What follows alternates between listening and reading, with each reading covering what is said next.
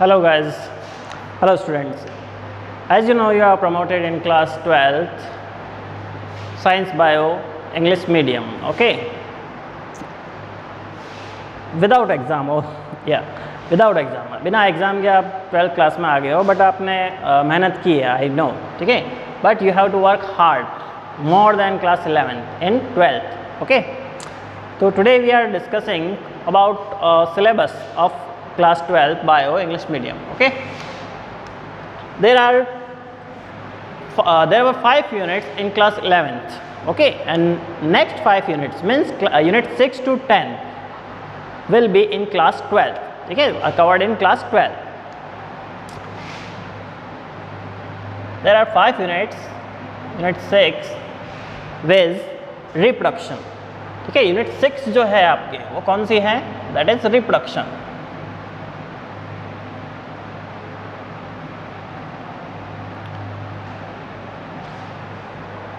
Next unit 7 is genetics and evolution.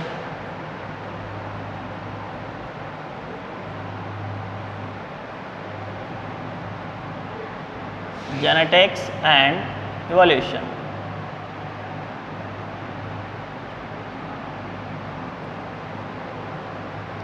Next unit number 8, that is biology in human welfare.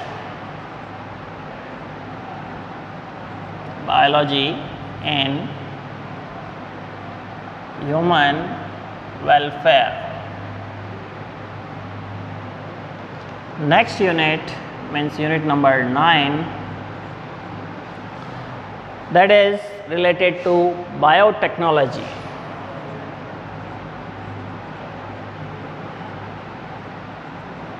Biotechnology. And next unit number 10 is concerned with ecology. Okay, there are 5 units, okay, which are showing on your board. Reproduction, next genetics and evolution, then biology and human welfare, and next biotechnology, and 5 ecology. ये जो 5 units हैं, ठीक है, this 5 units will be covered in your syllabus. There are many chapters in this units. For example unit number 6 reproduction, it has 4 chapters. First chapter is reproduction in organism, ठीक है, जो भी organisms हैं उनमें किस टाइप का reproduction होता है, the modes of reproduction which they have involves, ठीक है, types of reproduction like asexual and sexual reproduction, ठीक है, both are discussed. Next chapter number 2 is sexual reproduction in flowering plants, ठीक है. इसके अंदर अपन बात करते हैं, पहला जो है वो तो रिप्रोडक्शन इन ऑर्गेनिज्म, ठीक है. फर्स्ट तो अपन बात करते हैं रिप्रोडक्शन किसमें? ऑर्गेनिजम्स के अंदर, ठीक है, जो अपन को स्टार्ट करना है. सेकंड जो है flowering plants, reproduction in flowering plants. Flowering plants means angiosperms, ठीक है, जो एंजियोस्पर्म प्लांट्स हैं उनके अंदर किस तरीके से रिप्रोडक्शन होता है उसके बारे में अपन इसमें पढ़ेंगे, okay. Next third chapter that is human reproduction, ठीक है. थर्ड चैप्टर जो है वो है आपका इसके अंदर ह्यूमन रिप्रोडक्शन से related.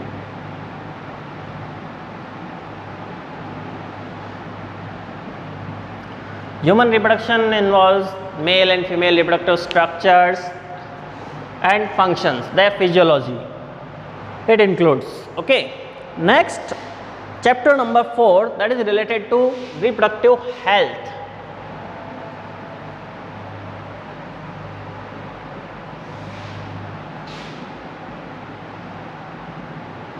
chapter number 4 is related to reproductive health, ठीक है. तो ये जो 4 चैप्टर्स हैं ये आपके यूनिट नंबर 6 जो है रिप्रोडक्शन उसमें इन्वॉल्व है, ठीक है.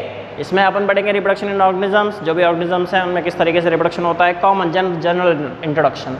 फिर reproduction in flowering plants, then reproduction in human के अंदर किस तरीके से रिप्रोडक्शन होता है, ठीक है, वो सारी प्रोसेसेस, सारे जो सिस्टम्स होते हैं, ठीक है, male reproductive system, female reproductive system, उसकी स्ट्रक्चर, उसकी फिजियोलॉजी, ठीक है, फर्टिलाइजेशन के बारे में सारा जो है इसके अंदर पढ़ेंगे अपन. देन रिप्रोडक्टिव हेल्थ के अंदर अपन कैसे हाइजीन कंडीशन जो है वो रख सकते हैं, जो सेक्सुअल ऑर्गन्स होते हैं उनके बारे में थोड़ा बहुत डिस्कस इसमें करेंगे अपन. Then next unit that is Unit number 7 is related to genetics and evolution. You know about genetics? Genetics is a branch of science in which deals about genetic transfer of information from parents to progeny. ठीक है, जो भी parents है उससे progeny में किस तरीके से कैरेक्टर्स जो है वो ट्रांसफ़र होते हैं, उसके बारे में अपन इस जेनेटिक्स में पढ़ते हैं. As you know, father of genetics that is Gregor John Mendel. Okay, तो Gregor John Mendel father of genetics आप जानते हो. जो क्या करते हैं इसके अंदर जीन्स के बारे में स्टडी होगी, जो भी जीन्स होता है ना उनके बारे में. ठीक है, जीन्स कहाँ पर लोकेटेड होते हैं? As you know, they are located on chromosomes. Okay, then evolution. Evolution means कैसे वो ऑर्गेनिज्म इवॉल्व होता है. ठीक है, इवॉल्व मतलब अपन कह सकते हैं भाई कैसे उसके अंदर धीरे धीरे कैरेक्टर्स जो है वो एनहेंस होते हैं, इंप्रूव होते जाते हैं. ठीक है ना. एक होता है लोअर कैटेगरी का ऑर्गेनिज्म. ठीक है, उसमें कुछ नए कैरेक्टर्स इंट्रोड्यूस होते रहते हैं और अपन कहेंगे कि भाई उसमें दे गेट मोर कॉम्प्लेक्स. ठीक है, देन प्रीवियस वन. तो अपन कहेंगे कि भाई that organism will get evolve. ठीक है, वो इवॉल्व हो चुका है, मतलब उसमें पहले के जो कैरेक्टर्स थे अब कैरेक्टर कुछ एडवांस हो गए. ठीक है ना. तो इवोल्यूशन ये भी किसके थ्रू होगा? जीन्स के थ्रू ही होगा. ठीक है, this unit also has 3 chapters. ठीक है, इसमें 3 चैप्टर्स हैं आपके. फर्स्ट चैप्टर की अगर बात करें तो वो है आपके principles of inheritance and variation. Principles of inheritance and variation. Inheritance means वही क्या होता है कि भाई पेरेंट्स से जो कैरेक्टर जो है वो किस में जाते हैं? प्रोजेनी में जो जाते हैं ना, उसी को इनहेरिटेंस बोलते हैं अपन. ठीक है, और इस इनहेरिटेंस की या हेरिडिटी की जो स्टडी की जाती है वो किस में की जाती है? जेनेटिक्स में. ओके, फिर अपन बात करते हैं कि भाई inheritance and variation. Variation means क्या हो गया? Variation means different in characters. Variation means what? Variation means difference in characters. तो भाई अलग अलग कैरेक्टर्स होना. लाइक अपन कहते हैं कि भाई जो एक पेरेंट है, एक पेरेंट के अलग अलग प्रोजेनीज जो होंगी वो क्या होंगे? They will be differ in characters. अलग अलग कैरेक्टर्स जो है उसके होंगे. This is why this is due to genetical changes. ठीक है, जेनेटिकल चेंजेस उसके कारण हुआ कि भाई अपन कह सकते हैं कि भाई टू प्रोजेनी है, उनके जो जीन्स हैं that are not totally similar. ठीक है, एकदम सिमिलर नहीं है, उनमें कुछ ना कुछ क्या होगा? चेंजेस होंगे. ओके, तो इनहेरिटेंस एंड वेरिएशन के बारे में अपन इस चैप्टर में पढ़ेंगे. उसके बाद next molecular basis of inheritance. ठीक है, इसी के अंदर एक और टॉपिक है अपने मॉलिक्यूलर बेसिस ऑफ इनहेरिटेंस. ठीक है ना. Molecular basis means molecular basis या मॉलिक्यूलर लेवल पर जो स्टडी की जाएगी इनहेरिटेंस की. Molecular basis of inheritance. Molecular level means molecules पे बेसिस. मॉलिक्यूल्स कौन से? Like DNA, RNA. ठीक है, एक्सेट्रा. तो जो भी अपन कह रहे हैं इंफॉर्मेशन जो जा रही है, आपने पढ़ा है सेंट्रल डॉग्मा के बारे में. सेंट्रल डॉग्मा में क्या होता था कि भाई डीएनए है, डीएनए से ही आरएनए बनता था, आरएनए से ही क्या बनता था? प्रोटीन बनता था. ओके, तो ये जो है क्या था? सेंट्रल डॉग्मा था, जिसमें अपन कहेंगे मॉलिक्यूलर बेसिस के भाई मॉलिक्यूल्स होते हैं. डीएनए क्या है? DNA is a molecule. RNA क्या है? RNA is also a molecule. Proteins are also a molecule.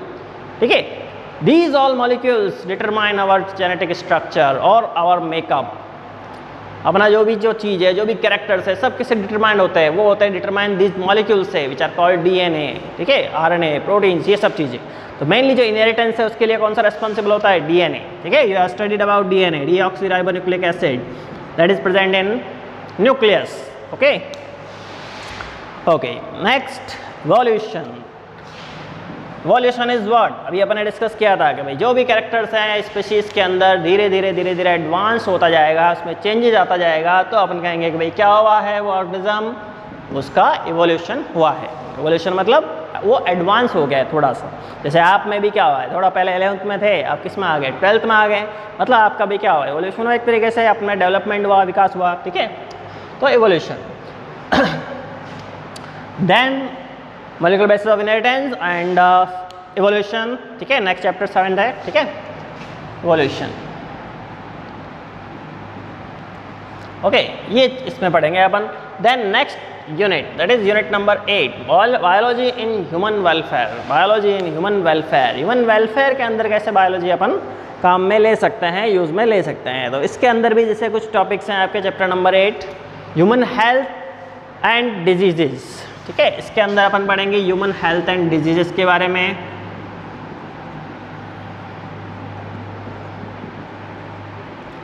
जो भी ह्यूमन हेल्थ है, ठीक है। आप डिजीज हो गई तो अपन हेल्दी नहीं रहेंगे, या अपन हेल्दी है मीन्स अपने को डिजीज नहीं है, ठीक है। तो ह्यूमन हेल्थ एंड डिजीज ये जो है अपन इसके अंदर एक यूनिट है, एक चैप्टर है आपके बायोलॉजी एंड ह्यूमन वेलफेयर के अंदर, कि भाई किस तरीके से ह्यूमन वेलफेयर है, ठीक है, उसके अंदर। नेक्स्ट अगर बात करते हैं strategies for enhancement in food production, ठीक है। एक जो है स्ट्रेटेजीज किसके लिए, टू एनहेंस फूड प्रोडक्शन।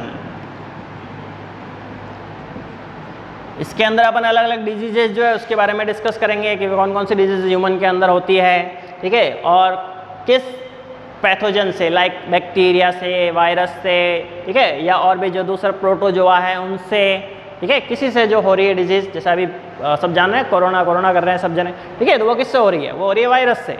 ऐसे ही बहुत सारे जो पैथोजन्स हैं, ठीक है, like it may be worms, it may be bacteria, it may be protozoa, fungus etcetera, ठीक है।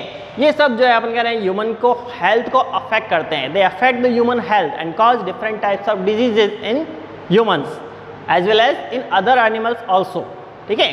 तो यहाँ पर कुछ डिजीजेस के बारे में डिस्कस करेंगे। देन नेक्स्ट चैप्टर है अपने फूड प्रोडक्शन में एनहेंसमेंट, कि भाई पॉपुलेशन है, पॉपुलेशन लगातार बढ़ती रहती है, पॉपुलेशन को अपन कह रहे हैं फूड भी जो रिसोर्सेज है वो अवेलेबल कराने पड़ेंगे ना, तो उसमें अपन किस तरीके से उसको एनहेंस कर सकते हैं जिससे कि ह्यूमन का क्या होगा, वेलफेयर होगा, ठीक है। अगर पॉपुलेशन है, फूड ही नहीं मिल रहा है, तो पॉपुलेशन धीरे धीरे क्या हो जाएगी, खत्म हो जाएगी, ठीक है। तो ह्यूमन वेलफेयर के अंदर अपन कह रहे हैं कि फूड प्रोडक्शन सबको अवेलेबल हो, उसके लिए नई नई टेक्निक्स डेवलप की जाए, वो भी किसके अंदर आएगा, बायोलॉजी इन ह्यूमन वेलफेयर, ठीक है। Then next microbes in human welfare. Microbes, you know about microbes, all these are things which cannot be seen through naked eyes, okay, these are called microbes. Micro means very little, very small, तो जो बहुत छोटे होते हैं वो microbes हैं, ठीक है, which can be seen through microscope, जिसको अपन किस में देखते हैं, माइक्रोस्कोप में देखते हैं, ठीक है। अब माइक्रोब्स इन ह्यूमन वेलफेयर, क्या माइक्रोब्स ह्यूमन वेलफेयर में काम आते हैं, क्या मनुष्य का कोई भला करते हैं, ठीक है, यस, वेरी गुड। कैसे अपन कह सकते हैं कि भाई ह्यूमन वेलफेयर में कैसे माइक्रोब्स, अपन जानते हैं कि बहुत सारी डिजीजेज हो रही है, ठीक है, तो उनके लिए जो मेडिसिन्स है, एंटीबायोटिक्स हैं, ये भी किससे डेवलप की जाती है, उन्हीं माइक्रोब्स के थ्रू ही की जाती है, राइट, ठीक है ना।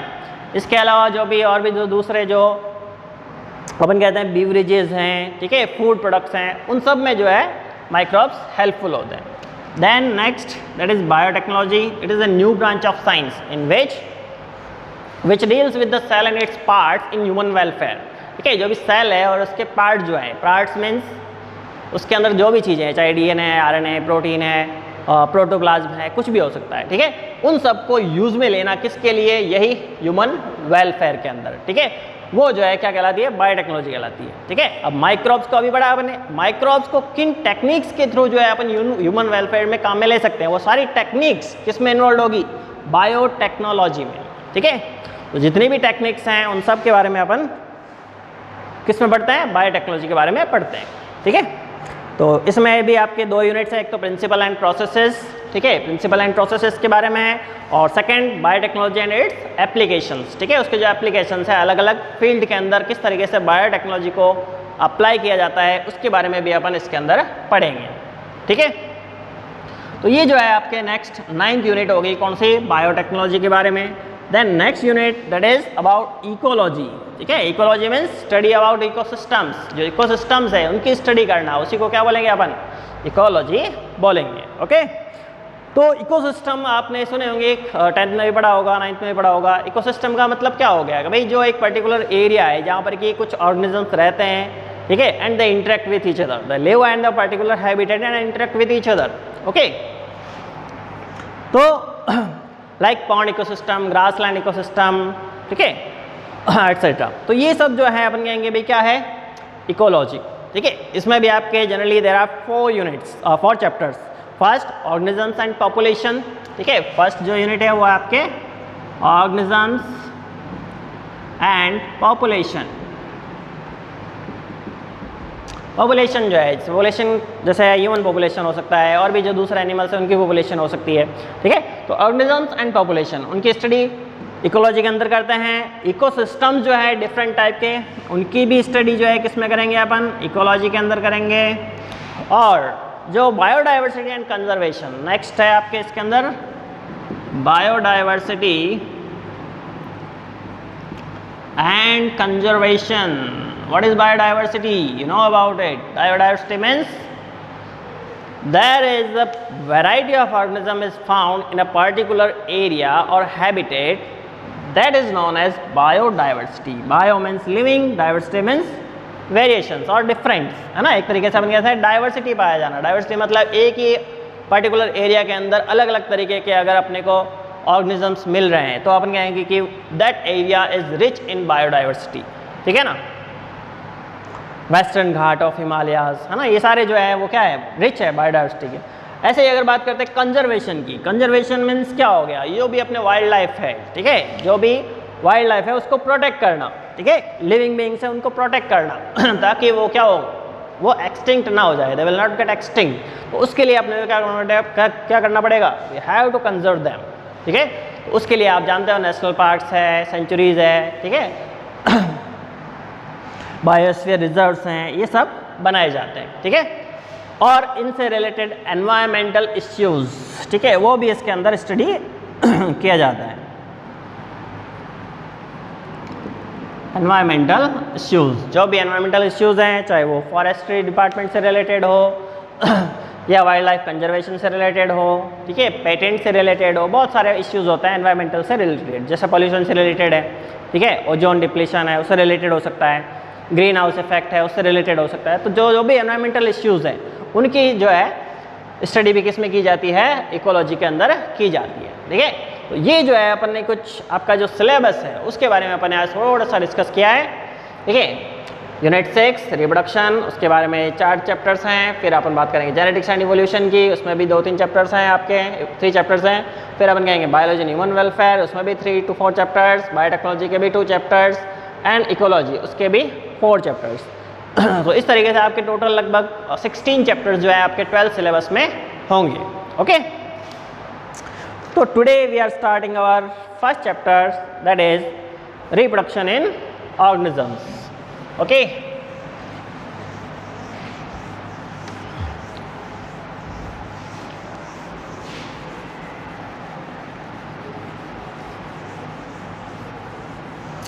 Reproduction in organism, first chapter. Or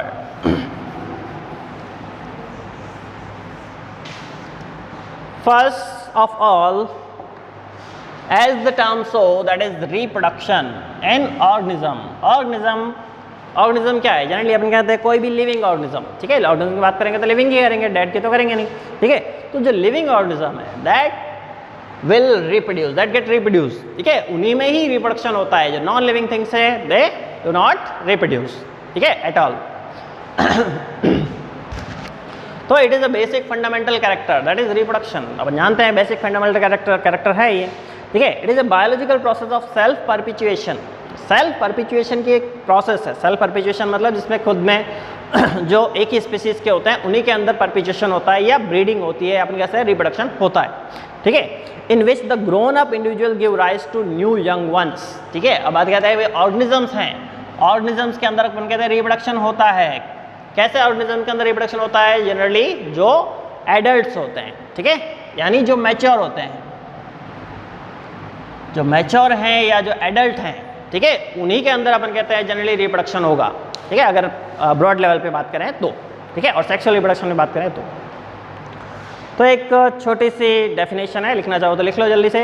reproduction is a biological process of self perpetuation in which the grown up individuals give rise to young ones similar to them ठीक है। तो सीधी सी बात है, जिसमें क्या होगा, जो मैच्योर ऑर्गेनिजम्स हैं उनके अंदर मेटिंग होगी और जो न्यू ऑफस्प्रिंग्स है या जो प्रोजेनी है वो बनेगी, ठीक है। तो जो मैच्योर है उनको, जिनमें रिप्रोडक्शन हो रहा है उनको तो क्या बोल दिया, पेरेंट्स, और जो प्रोड्यूस होगी वो क्या होगी, दैट विल बी ऑफस्प्रिंग्स, ठीक है, ऑफस्प्रिंग होगी। ओके फिर देखो, अब इसमें अपन बात करते हैं कि भाई एक साइकिल चलता है, जैसे कि सबसे पहले तो कोई भी ऑर्गेनिज्म है उसका बर्थ होता है, ठीक है, बर्थ हो गया सा, फिर बर्थ के बाद में अपन कहेंगे क्या होगा, दैट विल गेट मैच्योर, ठीक है, फिर वो मैच्योर होगा और भी उसके अंदर जो लाइफ प्रोसेस है सब होगी, और एक टाइम आएगा जब उसकी क्या हो जाएगी, डेथ हो जाएगी अल्टीमेट, ठीक है, अल्टीमेटली उसकी डेथ होनी है, ठीक है। तो अपन कह रहे हैं कि भाई ये जो साइकिल चलता है किसका, बर्थ का, फिर धीरे धीरे उसका मैच्योर होना, मैच्योर होने के बाद में धीरे धीरे उसका क्या होगा, डिक्लाइन होता जाएगा, डिक्लाइन होते होते होते फाइनली जो है वो ऑर्गेनिज्म उसकी डेथ हो जाएगी, है ना। तो ये जो साइकिल चलता है कंटिन्यूसली रिपीटेड चलता रहता है, ठीक है ना। अब मानो कि भाई कोई ऑर्गेनिज्म है वो कंटिन्यूसली जैसे डेथ तो होगी, अब डेथ होने से पहले मान लो सारे ऑर्गेनिज्म एक साथ डेथ हो जाए तो क्या होगा, उसकी स्पीसीज ही खत्म हो जाएगी ना। तो उस स्पीसीज को प्रोटेक्ट रखने के लिए, उसको बचाए रखने के लिए ही क्या होता है, रिप्रोडक्शन होता है, ठीक है। तो एक लाइन लिख लो छोटी सी, reproduction ensures the continuity of species, continuity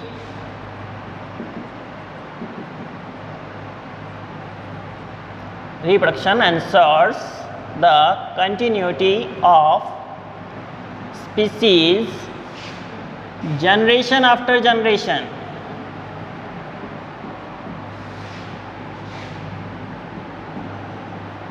ठीक है। तो जनरेशन आफ्टर जनरेशन जो कंटिन्यूटी ऑफ स्पीशीज उसको मेंटेन रखना, ये किसका काम होता है, किसके थ्रू होगा, बाय रिप्रोडक्शन, रिप्रोडक्शन के थ्रू होगा, ठीक है।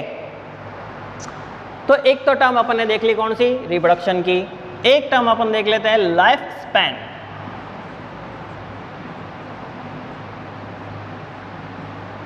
लाइफ स्पैन, ठीक है, लाइफ स्पैन या लाइफ पीरियड क्या हो गया कि भाई कोई भी ऑर्गेनिज्म है वो अपन कहेंगे बर्थ होगा, ठीक है, धीरे धीरे छोटा होता है फिर बड़ा होता है धीरे धीरे, ठीक है, उसकी ग्रोथ हो जाएगी, मैच्योरिटी आ जाएगी, फिर वो रिप्रोडक्शन भी करेगा, फिर धीरे धीरे अपन कहा उसके जो है लाइफ प्रोसेस है या जो भी अपन कहेंगे उसमें डिक्लाइन आता रहेगा धीरे धीरे, और एक टाइम आएगा जब उसकी डेथ हो जाएगी, ठीक है, नेचुरल डेथ, ठीक है, नॉट एन एक्सीडेंट, उसकी एक्सीडेंट की बात नहीं कर रहे हैं, जो नेचुरल डेथ होती है उसकी बात कर रहे हैं, ठीक है। और कोई भी जनरली अमर नहीं है ना, इमॉर्टल नहीं है जनरली, सब they are all organism are present on are mortal, ठीक है, सब जो है उनकी डेथ होगी, ठीक है। तो बर्थ होगा, मैच्योरिटी आएगी, डेथ होगी, ये एक साइकिल चलता है ना। ये साइकिल कितने टाइम में या कितने ड्यूरेशन में कंप्लीट हो रहा है उसी को क्या बोलेंगे, लाइफ स्पैन, ठीक है। मतलब बर्थ से लगा के डेथ तक का बीच का जो टाइम ड्यूरेशन है उसी को क्या बोला अपन ने, लाइफ स्पैन, ठीक है। तो डेफिनेशन है इसके, जल्दी से लिखना चाहो तो लिख लो जल्दी। Each and every organism lives for only a certain period, or only a certain certain period, after which it meets a natural death, of an organism is called lifespan, कि भाई वही एक पर्टिकुलर एज के बाद में उसकी क्या हो जाती है, डेथ हो जाती है, ठीक है, उसी को क्या बोलते हैं अपन, लाइफ स्पैन बोलते हैं, ठीक है। अब देखो, life span of the organism varies from one organism to other, ठीक है। जितने भी ऑर्गेनिज्म है क्या सब एक साथ मर जाएंगे, नहीं, ठीक है, क्यों, क्योंकि सबका लाइफ स्पैन क्या होता है, डिफरेंट होता है, ठीक है। अच्छा, एक और चीज, साइज डज नॉट मैटर, ऐसा नहीं है कि दो ऑर्गेनिज्म जो एक ही साइज के हैं उनकी डेथ भी एक साइज एक साथ हो जाएगी या उनका लाइफ स्पैन जो है वो एक जैसा रहेगा, ठीक है, ये जरूरी नहीं है, ठीक है। अगर बात करें कि भाई एक जैसे क्रो है और एक पैरट है, दोनों की साइज तो लगभग एक जैसी रहती है, ठीक है, बट एज जो है या लाइफ स्पैन जो है वो क्या होता है उनका, किसका, पैरट का ज़्यादा होगा, क्रो का क्या होगा, कम होगा, है ना। क्रो का लाइफ स्पैन लगभग 1 to 2 years ऐसा कुछ होगा, और पैरट जो है उसका कितना होता है, लगभग 140 years, ठीक है, 140 years तक जो है पैरट जिंदा रह सकता है, ठीक है, एवरेज लाइफ स्पैन बताया, ठीक है, एग्जैक्ट जरूरी नहीं है कि 140 साल होता ही लुढ़क जाएगा, ठीक है, ऐसा नहीं है, ठीक है। तो एवरेज लाइफ स्पैन 140 years उसका होता है, ठीक है। तो life span do not depend on size of an organism, ठीक है, एक बात क्लियर हो गई, साइज पे डिपेंड नहीं करता है लाइफ स्पैन जो है वो, अब देखो कुछ आपके जैसे बुक में कुछ एग्जांपल्स दे रखे होंगे, ठीक है। जैसे मैन जो है उसका लाइफ स्पैन जो है वो अप्रॉक्स 65 ईयर्स, ठीक है, एवरेज है। वैसे 100 साल तक भी जिंदा रह सकते हैं, ठीक है। तो एलिफेंट की बात करें तो भी 65 to 100 ईयर्स लिख सकते हैं। चलो एलिफेंट है उसका कितना होता है, एलिफेंट का भी लगभग 65 ईयर्स हैं, ठीक है। इसके अलावा पैरेट की अपन ने बात की थी अभी, पैरेट का कितना बताया था, 140 ईयर्स, ठीक है। नेक्स्ट कैट का 35 to 40 years, dog 20 to 30 years, ठीक है, डॉग का हो जाएगा। उसके बाद राइस प्लांट की बात करते हैं तो राइस प्लांट इसका कितना होगा, राइस का होगा ओनली 4 मंथ्स, कि भाई 4 महीने में इसकी कंप्लीट हो जाता है लाइफ साइकिल, ठीक है, 4 मंथ। फिर फ्रूट फ्लाई की अगर बात करें, फ्रूट फ्लाई मधुमक्खी, ठीक है, फ्रूट फ्लाई इसका कितना होता है, ओनली 1 मंथ, ठीक है। मॉस्किटो वगैरह होते हैं वो तो 1-2 दिन में ख़त्म हो जाता है अपना। फिर फ्रूट फ्लाई एंड काऊ का अगर बात करें तो कितना, अप्रॉक्स 25 ईयर्स, ठीक है, 25 ईयर्स लगभग होता है। फिर हॉर्स की अगर बात करें तो 50 ईयर्स लगभग, ठीक है, हॉर्स का कितना हो जाएगा, 50 ईयर्स। नेक्स्ट बैनियन ट्री का कितना होता है, life span 300 to 500 years, 300 to 500 years. Then next sequoia plant, एक प्लांट का नाम है सिकोया, SEQUOIA, सिकोया सेम्परवेंस करके प्लांट होता है। इसकी जो लाइफ स्पैन होती है ना वो कितनी होती है, लगभग 3000 to 4000 ईयर्स, 3000 साल से 4000 साल तक जो है ये पौधा जो है ना वो जिंदा रह सकता है, ऐसा समझ में, ठीक है। तो अपन ने क्या देखा, अच्छा जैसे यहाँ पर अपन बात की ना क्रो और पैरेट की, ठीक है, तो क्रो और पैरेट दोनों सेम साइज़ के हैं बट एज और लाइफ स्पैन इज़ डिफरेंट। ऐसे अगर बात करते हैं मैंगो की और जो पीपल का जो ट्री होता है ना उन दोनों की एज की, तो दोनों की एज में भी क्या होगा, वेरिएशन अपने को मिलेगा, बट साइज़ लगभग अप्रॉक्स एक जैसी होती है ना, तो साइज़ डजंट मैटर, ठीक है। तो ये जो कुछ अपन ने लाइफ स्पैन के कुछ देखे, मैन का 65 years, elephant 65, parrot 140, cat 35 to 40 years, dog 20 to 30 years, rice plant 4 months, fruit fly 1 month, cow 25 years approx, horse 50 years, banyan tree approx 300 to 500 years and sequoia sempervirens 3000 to 4000 years, ठीक है। ये जो average life span अपन ने देखा, ठीक है ना। तो today we have discussed about our 12th class syllabus, ठीक है, and we have started our first chapter that is reproduction in organisms, ठीक है। ये स्टार्ट कर दिया है। आप सबको एक छोटा सा काम करना है, एक ये जो डेली जो पढ़ा रहा है ना इनके नोट्स जो है आपको प्रिपेयर करने हैं। वैसे बीच बीच में मैं भी बीच में कभी कभार आपको PDF अवेलेबल करा दूंगा, बट फिर भी आप कोशिश करना कि भाई इन्हीं से नोट्स तैयार करें, ठीक है ना। PDF भी आपको मिल जाएगी, ऐसी बात नहीं है, बट फिर भी मैं आपसे इंसिस्ट करूंगा कि भाई आप खुद अपने हाथ से ये मैटर प्लस बुक का मैटर दोनों पढ़ें, दोनों पढ़ करके अच्छे मैटर तैयार करें, ठीक है। और साथ में बीच बीच में कभी कभार अपनी जूम मीटिंग भी होगी, ठीक है, जिसमें अपन एक दूसरे से इंटरेक्ट करेंगे, कुछ क्वेश्चनिंग होगी और बीच में जो टेस्ट वगैरह हैं आपके, ठीक है, वो भी आएंगे आपके अंदर, उसमें जो ऐप के अंदर जो है ना टेस्ट जैसे पहले आते थे वैसे ही, ठीक है ना। बट प्रिपेयर हो जाना आप 12th क्लास के लिए, है ना, कि भाई आप 12th में आ गए, बड़े हो गए आप, ठीक है। तो I hope you have enjoyed this session. We will meet on tomorrow. Okay? Okay, thank you.